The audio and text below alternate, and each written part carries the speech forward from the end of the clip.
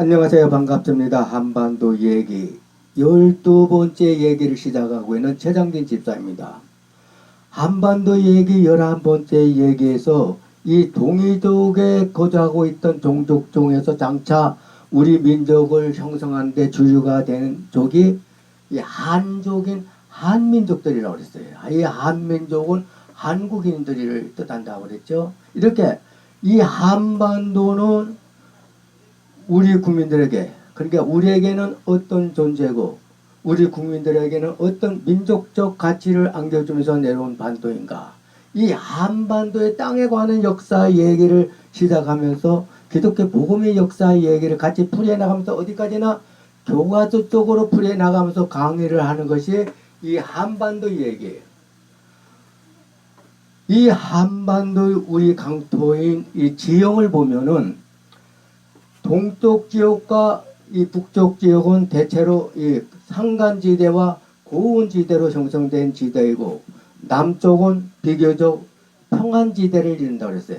그래서 한반도 북부 지방은 광공업자원과 수자원이 풍부하게 매장된 지대이고 남쪽은 넓은 농지로 형성되어 있고 넓은 농지에 농사하기가 아주 좋은 기후 혜택을 형용하고 있기 때문에 이 땅을 가리켜 북공남농의 땅이라 불리지 내려온 땅에. 그러니까 우리 먼 선조들은 이 땅을 북공남농의 땅이라 우리 후손들에게 유산으로 물려준 땅이에요.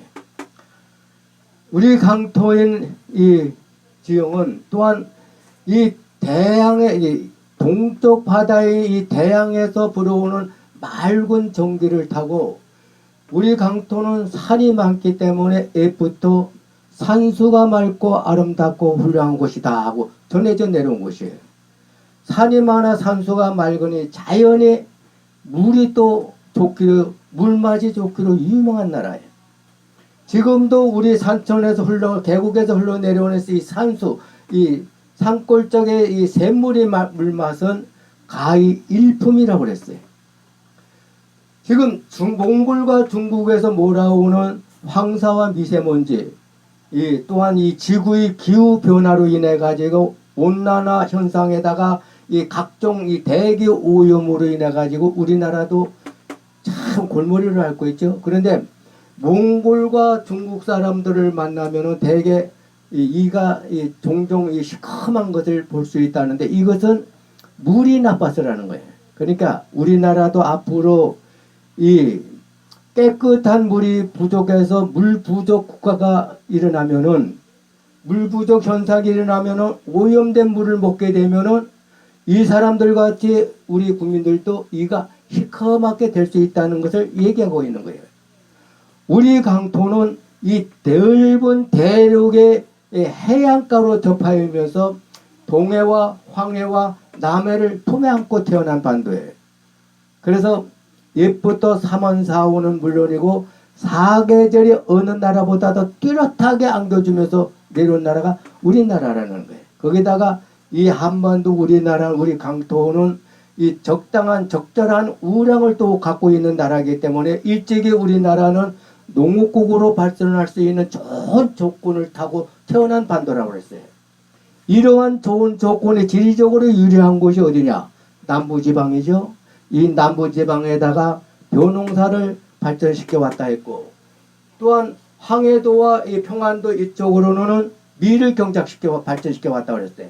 그리고 대체로 한랭한 관북지방, 이 함경도 지방 이쪽으로는 귀리쌀을 발전시켜 왔다 그랬고 보리쌀은 평균적으로 보편적으로 전국적으로 재배되며 경작되어 내려왔다 그랬다. 또한 한반도의 삼면이 바다로 되어 있는 우리나라 지형은 삼면에서 나는 이 어패류와 해산물과 이 수산물들 그리고 해안 지역에서 공급되는 이 소금은 인간의 생명의 유지에 가장 기본이 되는 이 필수품인 조미료라고 그랬죠. 이렇게 소금과 수산물 이 공급은 옛부터 우리 민족의 식상한 문화에 가장 중요한 부지를 하면서 내려왔죠. 지금도 우리 한국과 이 북한의 주민들에게는 가장 이 중요한 구실을 하면서 살아가고 있는 거예요.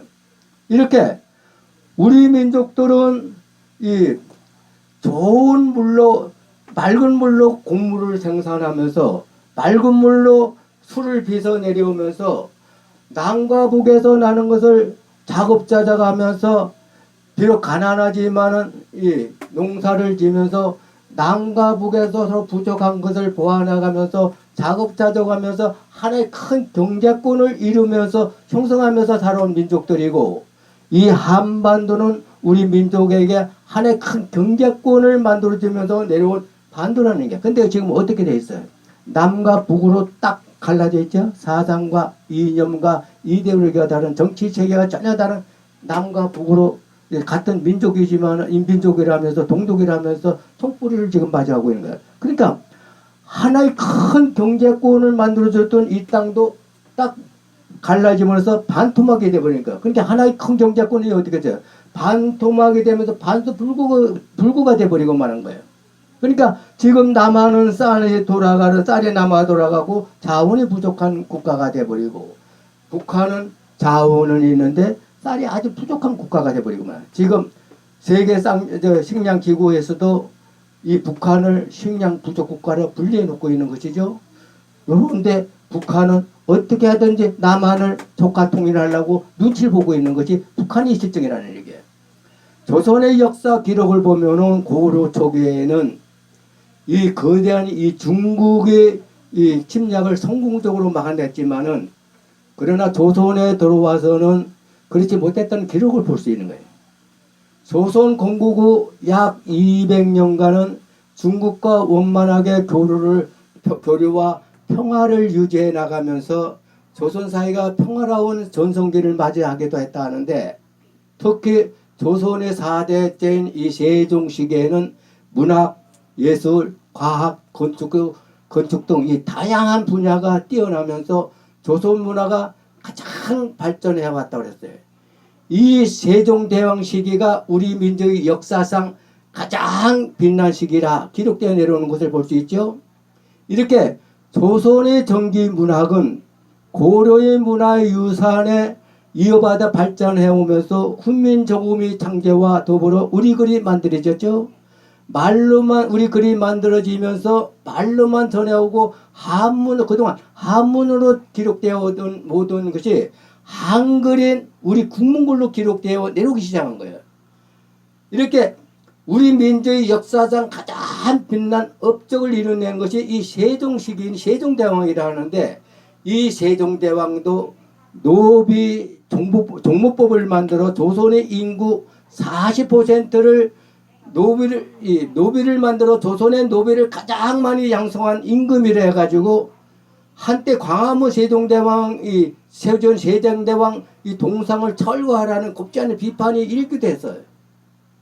이렇게 평화로운 전성기를 맞이하기도 한 세종 시기가 지나가면서 중국이 통일평화 정책을 강구하며 조선을 침략하기 시작했는데, 결국 조선은 굴복하게 되고, 굴복한 조선은 중국과 조공관계를 맺어가면서 우리 민족은 이 조선반도 내의 자주 형식적인 독립을 중국으로부터 보장받을 수 있는 길을 찾아내가면서 나라의 문을 걸어 잠그기 시작한 거예요. 심지어는 이 중국 백성들과 조선 백성들이 이 경계선에, 국토 경계선에서 이 빈번한 교류도 막아버리고 마는 거야. 그러면서 마음의 문을 닫아버리기 시작한 거예요. 그러면서 우리 민족만의 문화와 우리 민족들은 우리 민족만의 문화와 민족성을 고집하면서 마음을 문을 닫기 시작한 거예요. 이렇게 조선과 중국은 오랜 세월 동안 끊임없는 마찰과 갈등과 이 충돌 속에서도 조선은 중국과 화합과 협력과 타협을 통해 공존을 꾀하면서 조선반도 내의 우리 민족의 문화와 민족성을 형성해내면서 오늘날 한민족의 뿌리 깊은 이 문화가 이루어져 내려온 것이라 이렇게 볼 수 있는 거예요. 문화는 그 나라의 생명이라고 그랬죠. 뿌리 깊은 문화가 없으면 그 나라는 생존하기 어렵다고 그랬어요. 지금 세계에서 제일 큰 면적을 갖고 있는 나라가 우크라이나 나라죠. 전쟁을 벌이고 있는 우크라이나와 전쟁을 벌이고 있는 러시아이고, 그 다음에 캐나다, 그리고 3위가 중국과 미국이라고 그러는데 20세기 초까지는 지구를 한 바퀴 돌 정도로 세계에서 가장 많은 식민지를 가지고 있던 영국이 큰 나라라 했고, 프랑스 나폴레옹이 세운 나라 또한 어마어마하다 했어요. 알렉산더 대왕도 유럽은 물론이고 아시아 인도까지 차지할 정도로 큰 나라였지만, 그러나 우리가 역사적으로 볼 적에는 세계 최대 가장 큰 나라를 세운 나라는 태무진이 세운 나라, 그러니까 징기시칸이 세운 몽골 제국이라고 볼 수 있는데, 이 몽골족은 한때 아시아는 물론이고 유럽을 거의 차지할 정도로 큰 나라였지만, 그러나 몽골 제국은 결국은 문화가 없었기 때문에 오히려 시간이 흐르면서 정복시킨 그날의 문화에 흡수될 수밖에 없었다고 그랬어요. 이렇게 아무리 강한 이 무력으로 다른 나라를 침략하여 정복할 수는 있어도 자기 나라의 뿌리 깊은 이 문화를 그 나라에 정복당한 것에 심지 못하면은 몽골 제국같이 아무 소용없고 흐지부지하게 된다는 거예요. 한국, 중국, 일본 문화 얘기를 해보자면은 이 세 나라는 피부색과 얼굴이 같아도 그렇게 같을 수가 없는 민족들이다. 한 어머니 뱃속에서 나온 민족의 같은 형제라도 다름이 없는 나라라고 그러네요. 그런데 이 세 나라는 생김새처럼 문화와 생각이 달라도 크게 다를 수 없는 나라들이라는데, 생활 방식과 사고 방식, 가치관 무엇 하나 같은 게 없는 물론이고, 정통 의상과 자는 것부터 먹는 것부터 심지어는 젓가락, 숟가락 놓는 것까지 길이까지 무엇 하나 같은 게 없다고 그랬어요. 그 이유는 동양의 이 세 나라는 끊임없이 서로 오가며 교류를 해왔다고 하지만은 나라마다 제각기 마음의 문을 닫고 살아왔기에 각기 다른 역사와 문화를 갖고 내려왔다는 거예요. 여기서 젓가락의 길이를 보면은 중국의 젓가락이 제일 길다고, 세계 중국, 한국, 일본과 같이 가장 길다고 그러죠. 그 이유는 중국의 이 둥글고 커다란 식탁 때문에 멀리 있는 이 음식을 집어 먹으려고 젓가락이 길어진 것이고, 반면에 일본의 젓가락은 가볍고 짧다고 했어요. 일본 사람들은 밥그릇을 손으로 이렇게 들고 먹고 있기 때문에 구태여 젓가락이 필요가 없다는 거예요. 일본이나 한국 사람들은 식사 중에 밥그릇이나 빈 그릇 위에 젓가락을 걸쳐 놓는 것을 그렇게 흠이 되지 않지만, 여기서 중요한 것은 중국 사람들은 젓가락을 접시나 밥그릇에 올려놓은 것을 매우 싫어한다고 그러죠. 또한 일본 사람들은 음식을 건네는 것을 엄하게 금하고 있다고 그랬어요. 근데 중국인 한국 사람은 전혀 문제를 삼지 않는다는 거예요. 한국 사람들은 종종 맛있는 음식을 젓가락을 집어가지고 상대편에게 밥그릇을 접시에 올려주기도 하고, 맛있게 식사를 하면서 수저나 젓가락을 자기 밥그릇이나 접시에 올려놓는 것을 자연스럽게 행동하면서 여기서 식사를 즐기는데, 근데 중국 사람들은 젓가락을 접시나 밥그릇에 올려놓으면 실례가 된다는 것이고, 일본은 젓가락을 음식을 건네는 것을 금하게 금한다고 있다. 국경을 서로 맞대고 있는 중국 문화와 한국 문화는 대체로 비슷한 점도 있지만은 음식 문화는 정말 다르다고 하는데, 우리나라에서는 주인이 음식을 대접하면은 다 먹는 것을 예의로 생각해가지고 다 먹어버리죠. 근데 중국집에 초대되어 식사를 하게 되면은 접시를 깨끗이 비우면 안 된다는 얘기예요. 우리나라 사람처럼 접시를 깨끗하게 비우면 중국인들은 자기들이 차려놓은 음식이 부족한 거로 생각하면서 섭섭하게 생각한다는 거예요. 또한 중국에서는 음식을 더 달라고 한다거나 자리에 일어나서 음식을 가는 것을 신뢰가 되는 행동이 된다는 것이죠. 이뿐만 아니라 우리나라에서는 이 밥을 먹을 때 밥그릇을 상우 위에 그냥 두고 고개를 숙인 채 음식을 먹는데, 중국인들은 거꾸로 밥그릇을 얼굴 앞으로 가져가서 밥을 먹는데, 그 이유는 중국인들은 고개를 숙여가지고 식사를 하는 것을 개나 고양이들처럼 하는 것으로 생각하기 때문에 그렇게 먹지 않는다는 거예요.